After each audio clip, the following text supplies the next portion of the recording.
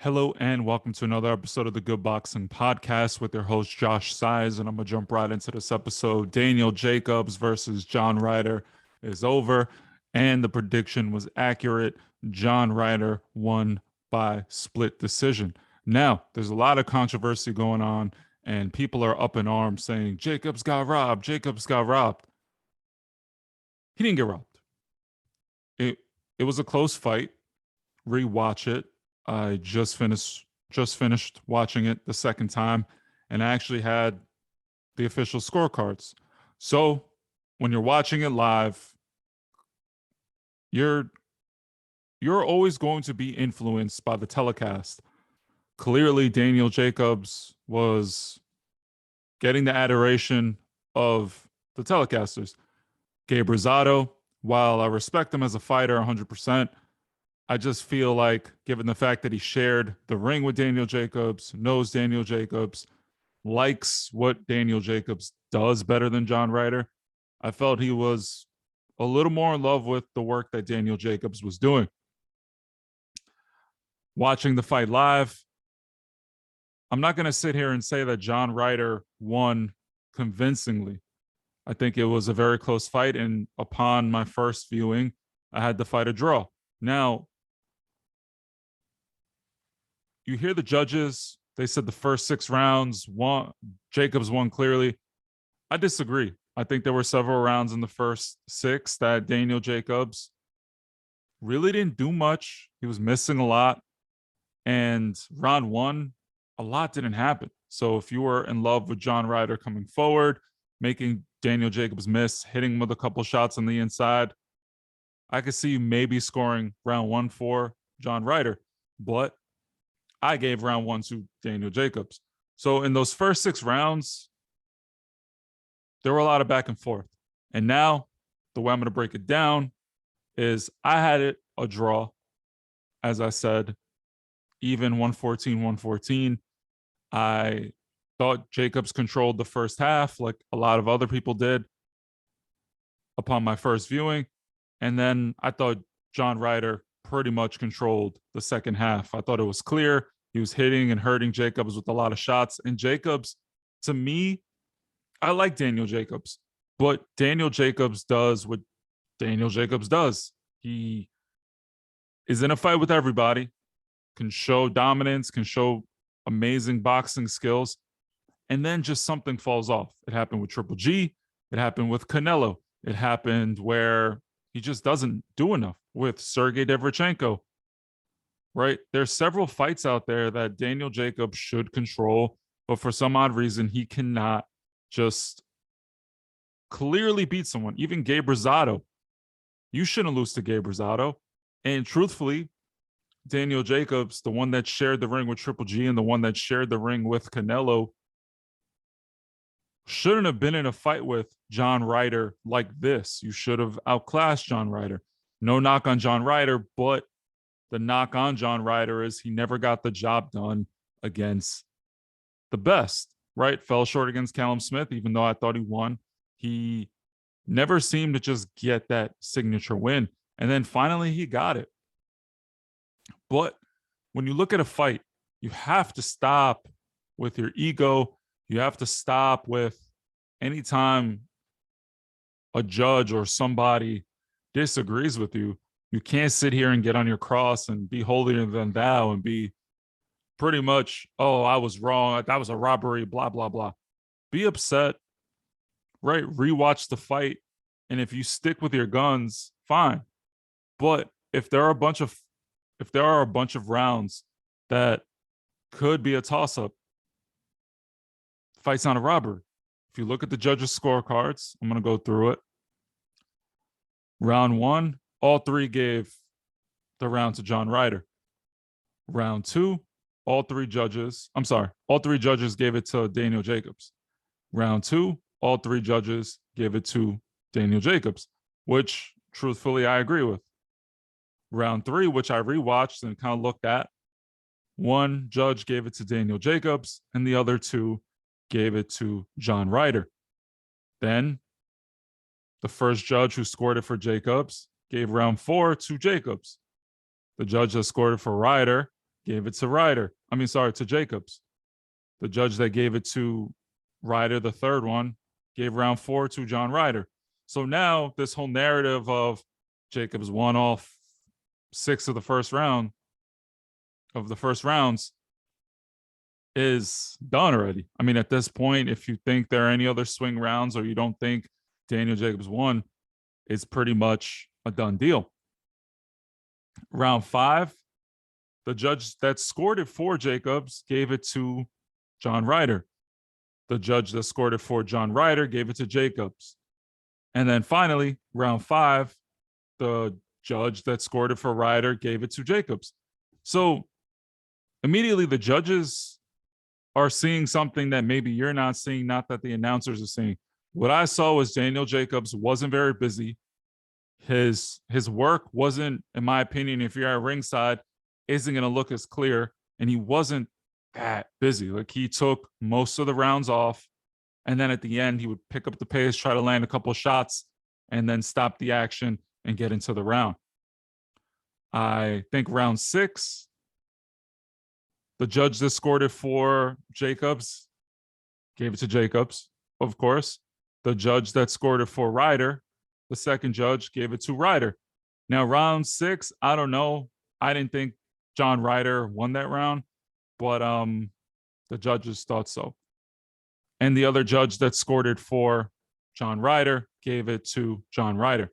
Now, here's where, in my opinion, when I watched the fight, I don't think the last 6 rounds were very close, in my opinion, for the exception of round 10. I gave that second half to John Ryder. Momentum, body language. John Ryder seemed to be getting the best of Daniel Jacobs, and he seemed to be fading. His work rate tumbled. Now, round 7, all 3 judges gave it to Ryder. Round 8, all 3 judges gave it to Ryder, which is on brand, fair. Round 9, all 3 judges gave it to Ryder. Now, the round in question, which a lot of people felt that since Jacobs won the first 6 rounds, the fact that Jacobs won, quote unquote, this round, round 10, the judge that gave it to Jacobs gave it to Jacobs. Round 10, the judges that scored, the second judge that scored it for Jacobs, that scored it for Ryder, gave it to Ryder. The third judge actually gave round 10 to Jacobs. So you can't sit here and say that, oh, the judges that were scoring it for Ryder just liked everything Ryder did. Clearly, there's some controversy, and clearly they're seeing something that we're not, or they didn't see something we saw on the telecast, right? Round 11, which to me, I don't think was a very close round. The judge that scored it for Jacobs gave round 11 to Ryder. The judge that scored it for Ryder at the end gave it to Jacobs. And then the third judge that scored it for Ryder at the end of the fight had the round for Ryder. Round 12, and in my opinion, round 12 was a clear round for Ryder. I don't think Jacobs did a lot. He was trying to do his little parry, his little flurries, his little shoe shine combos. I didn't really see anything. The only shot that probably landed was the last second right hand. On brand, the judge that scored it for Jacobs gave it to Jacobs.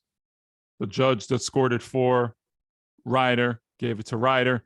And then surprisingly, the judge that gave it to Ryder, the third judge, gave the last round to Ryder.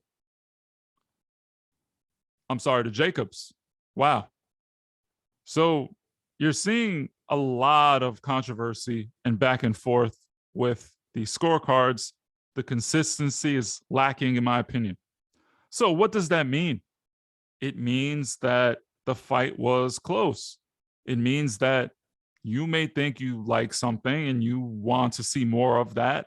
Maybe you like Jacobs being crafty, holding on the inside, hitting with uppercuts, flurrying here and there, pretending like he's being held and he's punching on the other side when he's the one holding. People like that stuff. right?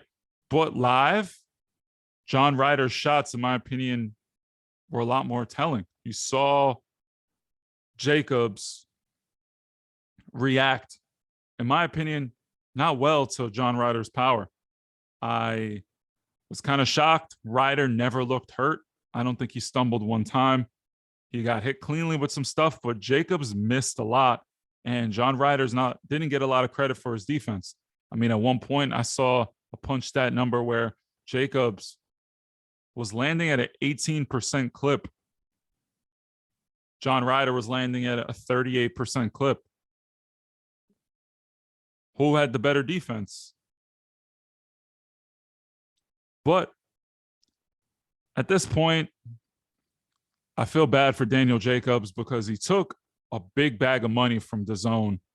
And ever since he took the big bag of money, I'm sorry, it's been a dud. You lost to Canelo. You had a horrible fight with Gabe Rosado. In my opinion, I thought Gabe Rosado won that fight. And I actually really do like Daniel Jacobs. I like his boxing ability. I rooted for Daniel Jacobs against Canelo. I am big on him, but at a certain point, you have to just call a spade. And Daniel Jacobs didn't win a clear decision. If you think he won, I'm not going to sit here and say you're ridiculous. Oh, that's just not true. You don't know boxing. You got to get over your ego with this stuff. At the end of the day, it's an opinion-based sport. I'm not going to sit here and say that there aren't some opinions that are just ridiculous. But I've seen people waffle from, oh, Daniel Jacobs was robbed, but if you saw a draw, I wouldn't be too mad at it. So then how is it a robbery? You're screaming robbery, robbery, robbery, but best case scenario, it could be a draw. It doesn't make any sense. Keep the consistency and keep the ego out of it. Truthfully, I don't understand. Like, you make a prediction, something doesn't go your way, doesn't mean that it's a robbery. Gary Russell, I thought, beat Magsayo, but the judges saw something else. And at the end of the day, you can't sit here and say that John Ryder got a hometown decision when Matchroom is more invested in Daniel Jacobs. They gave him a tremendous amount of money. They didn't give John Ryder $30 million or whatever it was for his deal. They're not paying him some exorbitant amount of money. Remember, Daniel Jacobs got a big bag of cash and then fired Andre Rozier. Maybe he should have stuck with that because truthfully, I don't know if it's a Jacobs thing or it's a trainer thing. Rozier has just been taking L after L, and the fighters aren't looking that great. So I don't know what's going on, but Jacobs, I think little by little, it's, keep fighting. I'm not going to tell a man to retire, but it's not looking too good. If you can't beat John Ryder, you immediately become a gatekeeper. And maybe that's just what he is at this point. He has talent, but for some odd reason, when you have to hit that second gear, you have to dominate and control an opponent. You couldn't pull the trigger against Rosado and against John Ryder, who is pretty in your face, but I got to give him credit. His defense was pretty good. I love the way he was catching the jab with the right hand. I love a lot of the things he was doing, using angles, etc. But you think John Ryder won? You thought it was a draw? You thought Daniel Jacobs won? That's what a controversial fight is. So that's the episode for today. Let me know what you guys think in the comments below. Feel free to tell me what you feel. What rounds do you think Daniel Jacobs won? John Ryder won? Put it down below. Argue. That's what we're here for, right? At the end of the day, I can give a F about my prediction video. If I'm wrong, I like to hear what you guys got to say because we're here to talk boxing. And if there's no dialogue, what are we doing? So don't forget, we're almost at 1K subs. I can't believe it. Like, it feels good to be back in a workflow. It feels good to just be pumping out the videos and get traction. For a while, it was becoming a little harder because you make a video, you try to put all this effort in, but sometimes you get not what you want. But at the end of the day, just putting out content, trying to interact with you guys and give my takes. Let me know what you guys think. Follow on Instagram at Good Boxing Podcast. We're almost at 3,500 followers, and we're like 100 away. If you can, leave a comment on Spotify, follow on Spotify. Thank you so much. Be well.